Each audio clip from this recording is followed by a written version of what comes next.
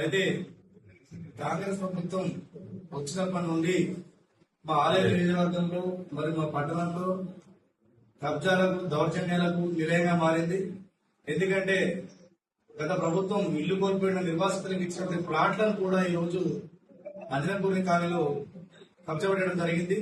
దీని ఎందుకు ఎవరు మాకు వివరాలు కావాలి.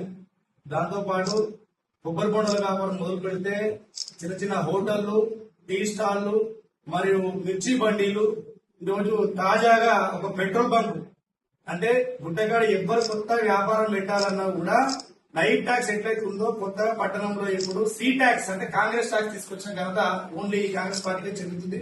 ఎందుకంటే తాజాగా ఇద్దరు కాంగ్రెస్ కౌన్సిలర్లు కొత్త హెచ్పీ బంక్ పెడుతున్న యజమాని తోటి రోజు బేరసారాలు ఆడుతూ నువ్వు నా పైసలు ఇవ్వకపోతే నీ బంకు నడవది, నీ బంక్ ఓపెన్ అని చెప్పి పని కూడా ఆపేసారు. నిన్న మొన్న 5 లక్షల రూపాయలు డిమాండ్ చేసిన సందర్భం ఈరోజు కనిపిస్తుంది.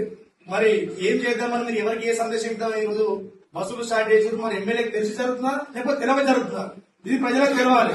అంటే మీరు కౌన్సిలర్ కావడానికి ఖర్చు పెట్టే పైసలు మొత్తం ఇట్లా తీయాలనట. అంటే మీరు కోట్లు కుమ్మరిచ్చేది ఈ విధంగా ప్రజలను రక్తం కావడానికేనా? అంటే కొత్త ఇన్వెస్టర్ గుట్టగాడికి ఎవరు రావద్దా?